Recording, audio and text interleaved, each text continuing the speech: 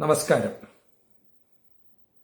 ഇന്ന് ഞാൻ പറയുന്ന വിഷയം Ernakulam saint Mary's basilica church, Ernakulam Angamaly അതിരൂപതയുടെ കീഴിലുള്ള എറണാകുളം ബ്രോഡ്വേയിലുള്ള സെന്റ് മേരീസ് ബസിലിക്ക പള്ളി അടച്ചിട്ടിട്ട് ഏകദേശം 5 വർഷം ആകാൻ പോകുന്നു.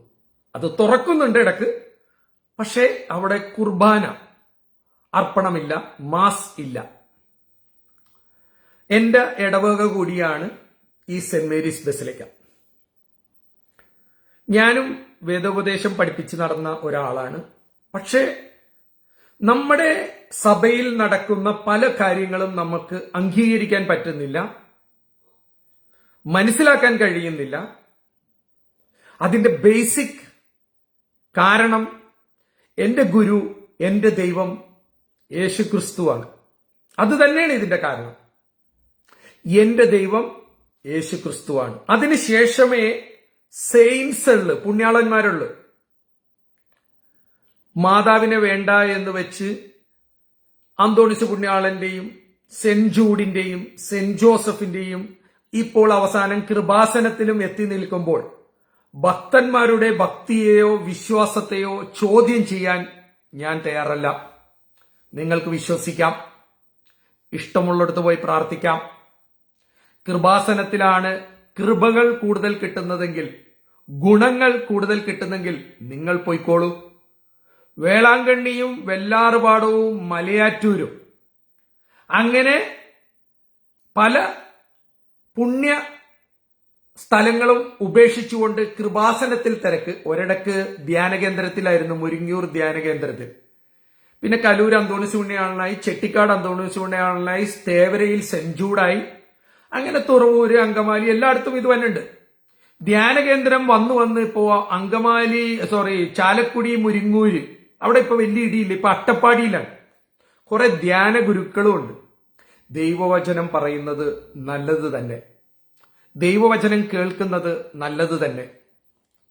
മനുഷ്യ ഹൃദയത്തിൽ വീഴ്ചകൾ ഉണ്ടാവുമ്പോൾ, തെറ്റുകൾ ഉണ്ടാവുമ്പോൾ ഒന്ന് മാനസാന്തരപ്പെടുവാൻ, ഒന്ന് ചിന്തിക്കുവാൻ, തെറ്റിൽ നിന്ന് ശരിയിലേക്ക് പോകുവാൻ ധ്യാനകേന്ദ്രങ്ങളും പള്ളികളും വളരെ നല്ലതാണ്, ഉത്തമമുള്ളതാണ്. എന്നാൽ നമ്മൾ ഇന്ന് കണ്ടുവരുന്നത് പാവം യേശുക്രിസ്തുവിന്റെ പേരിൽ കുരിശിൽ ക്രൂശിക്കപ്പെട്ട ലോകരക്ഷകനായ പാവങ്ങൾ മാറ്റിടുവാൻ വേണ്ടി കുരിശിൽ ക്രൂശിപ്പിക്കപ്പെട്ട യേശുക്രിസ്തുവിന്റെ പേരിൽ മുഴുവൻ കച്ചവടമാണ് നടക്കുന്നത്. മുഴുവൻ കച്ചവടം. പള്ളികളിൽ നിന്നും പള്ളിക്കൂടത്തിലേക്ക് നമ്മൾ പോയി, നല്ല കാര്യം, കുട്ടികളെ പഠിപ്പിക്കട്ടെ.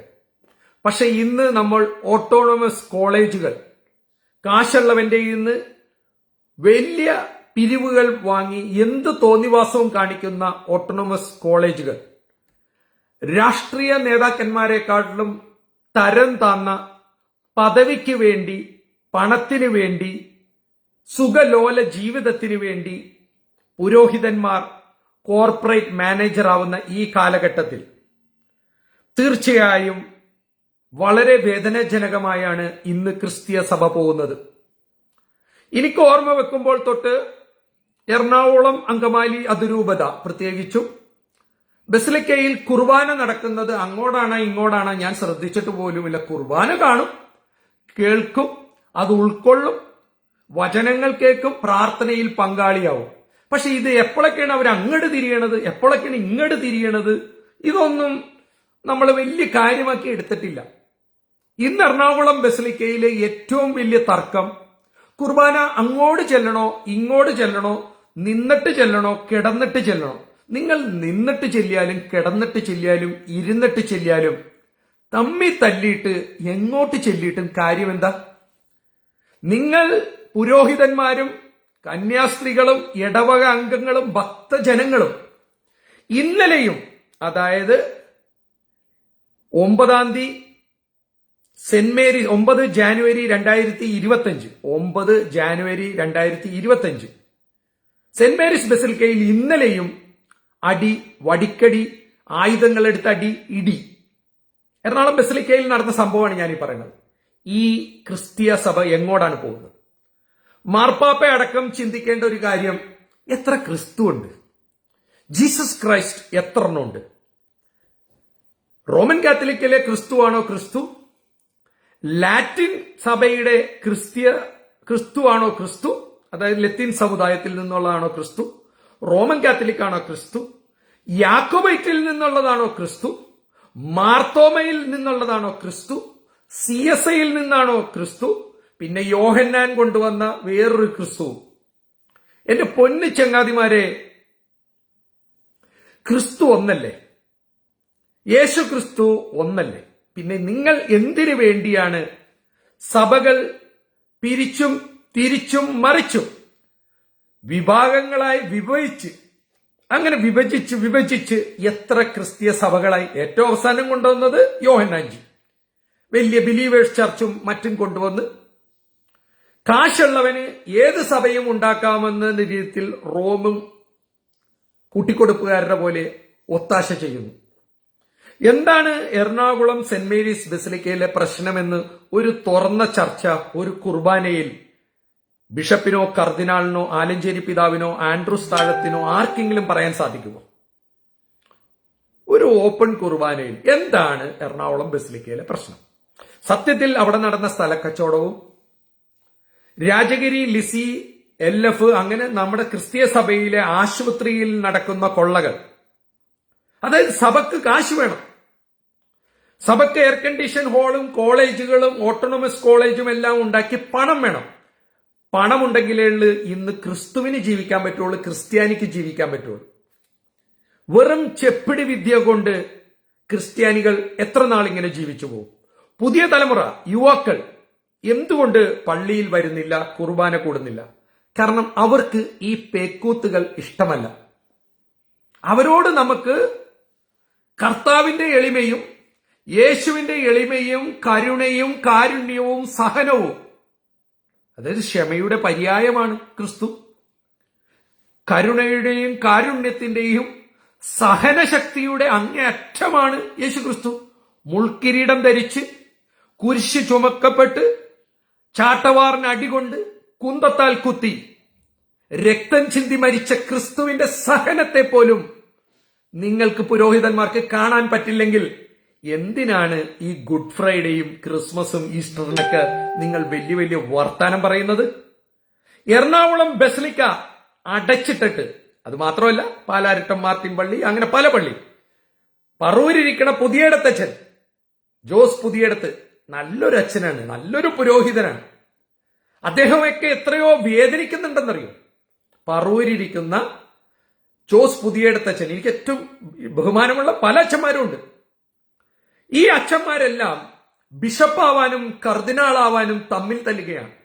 അസിസ്റ്റന്റ് വികാരി, വികാരി ജനറൽ, മറ്റത് മറിച്ചത് സ്ഥാനമാനങ്ങൾക്ക് വേണ്ടി രാഷ്ട്രീയക്കാരെക്കാട്ടിലും മ്ലേച്ഛമായാണ് ഇന്ന് സഭയിൽ തല്ലുപിടിക്കുന്നത്. നിങ്ങൾ കുർബാന എങ്ങോട്ട് ചെല്ലണോ ഇങ്ങോട്ട് ചെല്ലണോ, ഏകീകൃത കുർബാന, അതായത് ഏകീകൃത കുർബാന എന്ന് പറഞ്ഞാൽ എല്ലാവരും ഒരേപോലെ കുർബാന ചെല്ലണം. അങ്ങനെയുണ്ടെങ്കിൽ മാർത്തോമയെയും ജാക്കോബൈറ്റിനെയും CSIയെയും പ്രൊട്ടസ്റ്റന്റിനെയും അല്ലെങ്കിൽ റോമൻ കാത്തലിക്കിനെയും ലത്തീൻ കാത്തലിക്കിനെയൊക്കെ ഏക ക്രിസ്ത്യാനിയിൽ കൊണ്ടുവന്നൂടെ? അതായത് ഈ ലോകത്ത് ഒരു ക്രിസ്ത്യാനി മതി. ഇതിപ്പോ പല ക്രിസ്ത്യാനിയാണ്. രോമമുള്ള ക്രിസ്ത്യാനി, രോമമില്ലാത്ത ക്രിസ്ത്യാനി, മാതാവുള്ള ക്രിസ്ത്യാനി, മാതാവില്ലാത്ത ക്രിസ്ത്യാനി. അപ്പൊ ആൾക്കാര് എങ്ങനെയാണ് ഇതിന്റെ ഇടയിലോട്ടൊക്കെ ചെന്നുപെടുന്നത്? നമ്മുടെ രാഷ്ട്രീയക്കാരും ഇന്ന് മതത്തിന്റെ പേരിൽ വോട്ട് പിടിച്ചുകൊണ്ട് മത നേതാക്കന്മാർ ചെയ്യുന്ന ആശുപത്രിയിലെ മരുന്ന് കച്ചവടവും അവയവ കച്ചവടവും മരുന്ന് ലോബിയുടെയും ആശുപത്രി ലോബിയുടെയും കോളേജിൽ വിദ്യാഭ്യാസത്തിന് ഡൊണേഷൻ മേടിച്ച് സ്കൂൾ അധ്യാപികൾക്കും കോളേജിലെ പ്രൊഫസർമാരിൽ നിന്നും എല്ലാം ഡൊണേഷൻ മേടിച്ച് കാശുണ്ടാക്കുന്ന ഒരു വ്യവസായമായി ക്രിസ്തീയ സഭകൾ മാറിയപ്പോൾ രാഷ്ട്രീയക്കാർ അവിടെ ചേക്ക കയറി കുറുക്കന്മാരുടെ പോലെ കയറി ആട്ടിടയന്മാർ, രണ്ട് ആട്ടിൻകുട്ടികൾ തമ്മിലിടിക്കുമ്പോൾ, മുട്ടനാടുകൾ തമ്മിലിടിക്കുമ്പോൾ നടുക്കിരുന്ന് ചോര കുടിക്കുന്ന രാഷ്ട്രീയ കുറുക്കന്മാർ ഈ മതസ്പർദ്ധ ഉണ്ടാക്കാൻ ഒത്തിരി ശ്രമിക്കുന്നുണ്ട്. സെന്റ് മേരീസ് ബസിലിക്കയിൽ എന്താണ് സംഭവിച്ചതെന്ന് ഇടവക അംഗമായ എനിക്ക് പോലും അറിയില്ല. ഞാൻ ഇന്നലെ വരെ കണ്ട കുർബാന അങ്ങനെ നടക്കട്ടെ എന്ന്. അതല്ല, നിങ്ങൾ ഏകീകൃത കുർബാനയാണ് വേണ്ടതെങ്കിൽ തീർച്ചയായും എല്ലാ സഭയും ഒന്നാവാനും കൂടി ശ്രമിക്കുക. പതുക്കെ മതി. എന്തുകൊണ്ടാണ് പെട്ടെന്ന് എറണാകുളം ബസിലിക്കയിൽ ആലഞ്ചേരി പിതാവ് ഇരിക്കുമ്പോഴേക്കും പെട്ടെന്ന് ഇങ്ങനെ സംഭവം? ഇതിന് ഒരു നീണ്ട ചർച്ചകൾ ഉണ്ടായോ, അല്ലെ വോട്ടെടുപ്പ് ഉണ്ടായോ? നമ്മളൊരു ജനാധിപത്യ നാട്ടിലാണല്ലോ. അപ്പൊ ഇന്നലെ വൈകിട്ട് എറണാകുളം ബസിലിക്കയിൽ സ്ത്രീകളടക്കം കുടുംബത്തിൽ പിറന്നതോ പിറക്കാത്തതോ ആയ തമ്മിൽ തല്ലുന്നത് ഞാൻ കണ്ടപ്പോൾ എന്റെ പള്ളിമുറ്റത്ത് കുറെ ആൾക്കാർ, ക്രിസ്ത്യാനികൾ തമ്മിൽ തല്ലുന്നത് കണ്ടപ്പോൾ വളരെ വിഷമം തോന്നി. ഇതെങ്ങോടാണ് ഈ പോക്ക്? ഞാനും എന്റെ ഭാര്യയും ഈ ഇടക്ക് അയർലൻഡിൽ ഡബ്ലിൻ എന്ന് പറഞ്ഞ സ്ഥലത്ത്, അതിന്റെ തലസ്ഥാനത്ത് പോയപ്പോൾ ജോസ് ദ്രോഹിത എന്ന് പറഞ്ഞ എന്റെ ഫ്രണ്ട് എന്നോട് പറഞ്ഞു, ഇവിടെ ഒരു പള്ളി ബാറാക്കിയിട്ടുണ്ട്, നമുക്ക് അവിടെ ഒന്ന് പോയി കാണാം. അങ്ങനെ മാഞ്ഞാലി സ്വദേശിയായ ഈ ജോസ് ദ്രോഹിത, കൊച്ചി കിച്ചൻ എന്ന് പറഞ്ഞ് അവിടെ സ്ഥാപനം നടത്തുന്ന ജോസ് എന്നെയും എന്റെ ഭാര്യയെയും ഡബ്ലിനിലുള്ള ചർച്ച് ബാറിക്കൊണ്ട്, സത്യത്തിൽ ഞാൻ അവിടെ പോയപ്പോൾ ഞാനും വിചാരിച്ചു ഒരു ബിയർ അടിക്കാം. അവിടെ ചെന്ന് ആ പള്ളി കണ്ടപ്പോൾ നമ്മുടെ ഉള്ളിൽ എന്തൊക്കെ ഇത് പറഞ്ഞാലും ഒരു വിശ്വാസവും, യേശുക്രിസ്തുവിന്റെ വിശ്വാസത്തിന്റെ ഒരു അടിത്തട്ട് നമ്മുടെ കയ്യിൽ ഇങ്ങനെ കിടപ്പുണ്ട്, ഒരു ഫൗണ്ടേഷൻ. അവിടെ ചെന്നപ്പോ തന്നെ ജോസും ഞാൻ ഒരേ സ്വരത്തിൽ പറഞ്ഞു, നമുക്ക് ഇവിടെ നിന്നൊന്നും കഴിക്കണ്ട, ഒന്ന് കണ്ടിട്ട് പോവാന്ന്. സഹിക്കില്ല. അൾത്താരയിൽ ഇരുന്ന് കുടിക്കുന്നതിന് ഒരു ചാർജ്, കുമ്പസാരക്കൂട്ടിൽ നിന്ന് കഴിക്കുന്നതിന് വേറൊരു ചാർജ്, കൊയറിലിരുന്ന് അല്ലെങ്കിൽ മാലാഖിയുടെ ചിറകിന്റെ അടിയിൽ ഇരുന്ന് മദ്യപിക്കണമെങ്കിൽ വേറൊരു ചാർജ്. നല്ല തിരക്കുമാണ്. ഞാൻ അത് ലൈവ് ചെയ്തിട്ടുണ്ട്. പച്ചക്ക് പറയണ പുറകിലോട്ട് പോയാൽ നിങ്ങൾക്ക് കാണാം. കുത്തി നിറച്ച തിരക്കാണ്. ഒരു പള്ളി നിറച്ചും മദ്യപാനികൾ ബിയറും വൈനും വിസ്കിയും ബ്രാൻഡിയും എല്ലാം കുടിച്ച് പെണ്ണും ആണും എല്ലാം കൂടി അർമാദിക്കുന്ന ഒരു പള്ളി കണ്ടപ്പോൾ, എറണാകുളം സെന്റ് മേരീസ് ബസിലിക്കയും ചന്തയുടെ അകത്താണല്ലോ, മാർക്കറ്റിന്റെ അകത്താണല്ലോ. ലാഭം കിട്ടുമെന്ന് പറഞ്ഞാൽ, കാശ് കിട്ടുമെന്ന് പറഞ്ഞാൽ നമ്മുടെ പുരോഹിതന്മാരും ബിഷപ്പുമാരും കർദിനാൾമാരും എറണാകുളം ബസിലിക്ക ബാറാക്കുമോ? കാശാണല്ലോ നിങ്ങൾക്ക് പ്രധാനം. സമ്പത്തും പണവും പദവിയും സുഖലോലമായ ജീവിതവും കരുണയില്ല, കാരുണ്യമില്ല, ക്ഷമയില്ല, സഹനമില്ലാത്ത ഇന്നത്തെ ക്രിസ്ത്യാനികളോട് പുച്ഛം മാത്രമേ ഉള്ളൂ. പണ്ടെല്ലാം ബിഷപ്പും വികാരിയച്ഛനും കർദിനാളും ഇവരെയൊക്കെ കാണുമ്പോൾ നമുക്ക് എന്തൊരു ബഹുമാനമായിരുന്നു. അവരൊക്കെ ജീവിതം ത്യാഗപൂർണമായി ലളിത ജീവിതം നയിച്ചുകൊണ്ട് സഭയ്ക്ക് വേണ്ടിയും നാടിനു വേണ്ടിയും ജീവിക്കുന്ന ഒത്തിരി പുരോഹിതന്മാരെ ഞാൻ കണ്ടിട്ടുണ്ട്. ഇന്ന് ഏതാണ്ട് 95% പുരോഹിതന്മാരും ജീവിക്കാൻ വേണ്ടി ഒരു തൊഴിലാക്കി. ആ തൊഴിൽ കിട്ടിക്കഴിഞ്ഞാൽ എന്റെ ആശുപത്രി എങ്ങനെ ലാഭമാക്കാം? അത് കിഡ്നി വിറ്റിട്ടായാലും അവന്റെ കുടുംബം തോണ്ടിയിട്ടാണെങ്കിലും ഇവിടുത്തെ എന്റെ ബസിലിക്കയുടെ ഇടവകയിലുള്ള പള്ളിയിലെ തന്നെ ഞാൻ വെല്ലുവിളിക്കുന്നു. ബിഷപ്പിനെയും കർദിനാളിനെയും ഞാൻ അപേക്ഷിക്കുന്നു, വെല്ലുവിളി വിട്ടുകളാ. രാജഗിരിയിലെയും ലിസി ഹോസ്പിറ്റലിലെയും ലൂർദിലെയും ലിറ്റിൽ ഫ്ലവറിലേക്ക് മരുന്ന് വാങ്ങുന്ന വില, നിങ്ങൾ വാങ്ങുന്ന വിലയും രോഗികൾക്ക് കൊടുക്കുന്ന വിലയും ഒന്ന് പ്രദർശിപ്പിക്കാൻ സാധിക്കുമോ? ഒരിക്കൽ കൂടി ക്രിസ്തീയ സഭ എളിമയുടെ, സഹനത്തിന്റെ, ക്ഷമയുള്ള, ഏറ്റവും ലോകത്തിന് തന്നെ മാതൃകയായ ക്രിസ്തുവിന്റെ ക്രിസ്തീയ സഭയിലെ രാജഗിരി ഹോസ്പിറ്റലിനോടും ലിസി ഹോസ്പിറ്റലിനോടും ലൂർദ് ഹോസ്പിറ്റലിനോടും അമല തൃശൂർ ഹോസ്പിറ്റലിനോടും സഭയുടെ എല്ലാ ആശുപത്രിയിലും അതിന്റെ കോർപ്പറേറ്റ് മാനേജറായ അച്ഛന്മാരോട് ഞാൻ ചോദിക്കുന്നു, നിങ്ങൾ ആശുപത്രി വാങ്ങുന്ന മരുന്ന് എത്ര ശതമാനം ലാഭത്തിനാണ് രോഗികൾക്ക് കൊടുക്കുന്നത്? പല മരുന്നുകളും 100 മുതൽ 200% ലാഭത്തിലാണ്. അതായത് 1000 രൂപയുടെ മരുന്ന് 3000 രൂപക്കും 10,000 രൂപയുടെ മരുന്ന് ലക്ഷങ്ങൾക്കുമാണ് നിങ്ങൾ അവിടെ കച്ചവടം ചെയ്യുന്നത്. രോഗികളെ പോലും കുത്തിപ്പിഴിയുന്ന പുരോഹിതന്മാരും ലാഭത്തിനു വേണ്ടി കച്ചവടം നടത്തുന്ന സ്ഥാപനങ്ങളും നടത്താനാണോ പാവം യേശുക്രിസ്തു കഴുതപ്പുറത്ത് വന്ന് വള്ളിച്ചെരുപ്പിട്ട് ജനങ്ങളുടെ ഇടയിൽ സാധാരണക്കാരനായി ജീവിച്ചുകൊണ്ട് കുരിശിൽ മരിക്കപ്പെട്ടത് ഇതിനു വേണ്ടിയായിരുന്നു? സേക്രഡ് ഹാർട്ട് ആയാലും സെന്റ് ജോസഫ് ആയാലും സെന്റ് മേരീസ് ആയാലും ലിസി ആയാലും ലൂർദ് ആയാലും ഏത് മതസ്ഥാപനത്തിന്റെ ആശുപത്രിയും കൊള്ളയടിക്കുകയല്ലേ. രോഗിയായി കഴിഞ്ഞാൽ അവന് വേറെ ചോയ്സ് ഉണ്ടോ? അവന് വേറെ ലക്ഷ്യമുണ്ടോ? വേറെ എന്തെങ്കിലും ചെയ്യാൻ പറ്റുമോ? ഒരു ഡോക്ടർ എഴുതി തരുന്ന മരുന്ന് വാങ്ങുക, ഡോക്ടർ പറയുന്ന ഓപ്പറേഷനുകൾ നടത്തുക. അവിടെ നടക്കുന്ന അഴിമതിയും ചൂഷണവും ഒക്കെ വെച്ച് നോക്കുമ്പോൾ ഇന്ന് സെന്റ് മേരീസ് ബസിലിക്ക എന്ന എന്റെ ഇടവക പള്ളിയുടെ കീഴിലുള്ള അങ്കമാലി എറണാകുളം അതിരൂപതയിലുള്ള മറ്റുള്ളവരുടെ കാര്യം എനിക്ക് പിന്നെ പറയാം. എന്റെ അതിരൂപത എറണാകുളം അങ്കമാലി അതിരൂപതയിൽ നടക്കുന്ന കൊള്ളകൾ ഒന്നൊന്നായി ഇടവക അംഗങ്ങളും നമ്മുടെ എറണാകുളം അങ്കമാലി അതിരൂപതയിലെ വിശ്വാസികളും ഭക്തജനങ്ങളും സുതാര്യതയോടുകൂടി കണക്ക് പറഞ്ഞ് നമുക്ക് ആവശ്യത്തിന് ലാഭവും ജീവിക്കാനുള്ള മാർഗവുമായിട്ട് ഈ സഭ കൊണ്ടുപോകാൻ പറ്റുമോ? ചില കള്ള രാഷ്ട്രീയ നേതാക്കന്മാരുമായിട്ട് എന്തെല്ലാം വിട്ടുവീഴ്ചകളാണ് എറണാകുളം അങ്കമാലി അതിരൂപത കാണിച്ചത്. സ്ഥലക്കച്ചവടത്തിൽ സ്റ്റാമ്പ് പേപ്പർ വെട്ടിക്കേണ്ട, നികുതി വെട്ടിക്കേണ്ട എന്താവശ്യമാണ് ബസിലിക്കയ്ക്ക് ഉള്ളത്? നമ്മുടെ സഭ നികുതി വെട്ടിക്കുകയും മരുന്ന് വിറ്റ് കാശുണ്ടാക്കുകയും കൊള്ളലാഭമെടുത്ത് വിദ്യാഭ്യാസ സ്ഥാപനവും നടത്തേണ്ട കാര്യമുണ്ടോ? ചിന്തിക്കുക. ഞാനടക്കം എല്ലാ ക്രിസ്ത്യാനികളും ഞായറാഴ്ച കുർബാനക്കും നൊവേനകൾക്കും നോയമ്പും നോക്കുന്നതിനോടൊപ്പം ജീവിതത്തിൽ അല്പം സത്യസന്ധത, അല്പം മനുഷ്യത്വം, അല്പം കരുണ, കാരുണ്യം, സഹനം, ക്ഷമ ഇതുണ്ടെങ്കിൽ ക്രിസ്ത്യാനി എല്ലാമായി. ഞായറാഴ്ച ഓടിപ്പിടച്ച് 3 മണി കൊട്ടുമ്പോൾ ഓടിച്ചെന്ന് കുർബാന കൂടുന്നതിനെക്കാട്ടിലും 100 മടങ്ങ് ഗുണം കിട്ടും മറ്റുള്ളവനെ പറ്റിക്കാതെയും വെട്ടിക്കാതെയും കുറച്ച് കരുണയും കാരുണ്യവും ദശാംശം കൊടുത്തുകൊണ്ട് ഉണ്ടാക്കുന്ന സമ്പത്തിൽ നിന്ന് 10% പാവങ്ങൾക്ക് കൊടുക്കാനുള്ള ആ ക്രിസ്തീയ വിശ്വാസത്തിന്റെ ആടിയറച്ച ആ തുടർച്ചക്കാരായി ക്രിസ്ത്യാനികൾ മാറിയാൽ മാത്രമേ ഇനി പള്ളികൾ ബാറാവാതിരിക്കുള്ളൂ. നമ്മുടെ പള്ളികൾ മദ്യശാലകളാവാതിരിക്കുവാൻ ക്രിസ്ത്യാനികളെ ജനങ്ങൾ അംഗീകരിക്കാനും ബഹുമാനിക്കണമെങ്കിൽ നമ്മൾ എളിമയുള്ളവരായിരിക്കണം, സത്യസന്ധരായിരിക്കണം, ക്ഷമാശീലരായിരിക്കണം, സഹനമുള്ളവരായിരിക്കണം. അതിനോടൊപ്പം ഏത് വലിയവൻ തെറ്റ് ചെയ്താലും യേശു ക്രിസ്തു ചാട്ടയെടുത്ത് പള്ളിയിലെ കള്ള പുരോഹിതന്മാരെ അടിച്ച ഒരു ഭാഗം ബൈബിളിലുണ്ട്.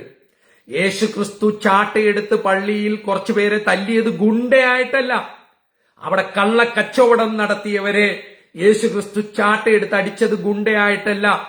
അതുപോലെ ക്രിസ്ത്യ സഭയിലും പുരോഹിതന്മാരോടും ബിഷപ്പിനോടും കർദിനാളോടും ചോദ്യങ്ങൾ ചോദിക്കുന്ന, പ്രത്യേകിച്ചും അഴിമതിക്കും കളവിനും ക്രൂരതക്കും കൊലക്കും തട്ടിപ്പിനും വെട്ടിപ്പിനും എതിരായി ചോദ്യങ്ങൾ ബിഷപ്പിനോടും കർദിനാളിനോടും ആരോടായാലും ചോദിക്കാൻ, അതും വളരെ ആത്മാർത്ഥതയോടെ ബഹുമാനത്തോടെ സത്യസന്ധമായി സഭ്യമായ ഭാഷയിൽ ചോദ്യങ്ങൾ ചോദിക്കുമ്പോൾ ക്രിസ്ത്യാനിയാവും. ക്രിസ്ത്യാനി എന്ന പദത്തിന് ഒത്തിരി അർത്ഥങ്ങളുണ്ട്. ആ അർത്ഥം മുഴുവൻ കാശിനും പണത്തിനും പദവിക്കും വേണ്ടി വിറ്റു തുലക്കുന്ന പുരോഹിതന്മാരാണ് ക്രിസ്ത്യ സഭയുടെ നാശം, കരിങ്കാലികൾ എന്ന് തറപ്പിച്ച് ഞാൻ പറയുകയാണ്. ഒരിക്കൽ കൂടി പറയുന്നു, കുർബാന എങ്ങോട്ട് ചെല്ലണമെന്ന് ഏകീകൃത കുർബാന കൊണ്ടുവരുന്നതിന് മുമ്പ് ഏകീകൃത ക്രിസ്ത്യാനിയെ കൊണ്ടുവരിക. യാക്കോബൈറ്റും മർത്തോമയും ലാറ്റിനും സുറിയനും എല്ലാം ഒന്നായി ഒരു ക്രിസ്തുവിൽ കൃപാസനത്തിലും അന്തോണിസ് പുണ്യാളന്റെ അവിടത്തും മാതാവിന്റെ നൊവേനക്കും സെന്റ് ജൂഡിന്റെ നൊവേനക്കും മലയാറ്റൂരും വേളാങ്കണ്ണിയിലും എവിടെ പോയി പ്രാർത്ഥിച്ചാലും നമുക്ക് പുണ്യവും ശാന്തിയും കിട്ടുമെന്ന് പുരോഹിതന്മാർ പറഞ്ഞു പഠിപ്പിക്കണം. അല്ലാണ്ട് വേളാങ്കണ്ണിയിലും കൃപാസനത്തിലും ഇന്ന സ്ഥലത്ത് പോയാൽ പുണ്യം കിട്ടുമെന്ന് പറഞ്ഞു പഠിപ്പിക്കരുത്. നെഞ്ചുരുകി ചങ്കുപൊട്ടി സത്യസന്ധമായി പ്രാർത്ഥിച്ചാൽ ഏത് ദൈവവും കേൾക്കും. മറ്റുള്ളവനെ പറ്റിച്ചും തട്ടിച്ചും വെട്ടിച്ചും കുറെ നൊവേനയും കൂടി നാട്ടുകാരെ മുഴുവൻ പറ്റിച്ചിട്ട് 10 മെഴുകുതിരിയിൽ കർത്താവിനെയും പറ്റിക്കരുത്. എറണാകുളം ബസിലിക്കയിൽ നടക്കുന്നത് വെറും തല്ലുകൊള്ളിത്തരവും തെമ്മാടിത്തരമാണെന്ന് ഓർമ്മപ്പെടുത്തുന്നു. കൽദായ സഭയ്ക്കും ഇതിൽ വലിയൊരു റോളുണ്ട്. ഇതൊക്കെ അന്വേഷണ വിധേയമാക്കണം. കൽദായ സഭ മോശപ്പെട്ട ഒരു സഭയല്ല. അങ്കമാലി എറണാകുളം അതിരൂപതയും മോശപ്പെട്ട ഒരു സഭയല്ല. വരാപ്പുഴ എറണാകുളം വരാപ്പുഴ അതിരൂപതയും മോശപ്പെട്ടതല്ല. പക്ഷെ നിങ്ങൾ തമ്മിൽ തല്ലുമ്പോൾ ഭക്തജനങ്ങളായ സാധാരണക്കാർ പെട്ടുപോകുന്നു. വരൂ ക്രിസ്ത്യാനികളെ, നമുക്ക് ഒരുമിക്കാം, നമുക്ക് പ്രാർത്ഥിക്കാം, നമുക്ക് കരുണയും കാരുണ്യവുമുള്ള ലോകരക്ഷകന്റെ മാതൃകയിൽ ആ പാതയിൽ ജീവിക്കാൻ നമുക്ക് ഒരുമിക്കാം. പുരോഹിതന്മാരുടെ കാശുണ്ടാക്കുന്ന കോർപ്പറേറ്റ് കച്ചവടങ്ങൾ, ആശുപത്രി ആയാലും കോളേജ് ആയാലും മറ്റ് സ്ഥാപനങ്ങളായാലും കാശ് കാശ് കാശ് എന്ന് പറഞ്ഞ് കർത്താവിനെ വെള്ളിക്കാശിന് വിറ്റിരുന്ന കാലത്തുനിന്ന് ഇപ്പോൾ ഇന്ത്യൻ രൂപയിൽ മറിച്ചു വിൽക്കരുതെന്ന് പച്ചക്ക് പറഞ്ഞുകൊണ്ട് നിർത്തുന്നു. നന്ദി, നമസ്കാരം. ജയ് Bharat and God bless U.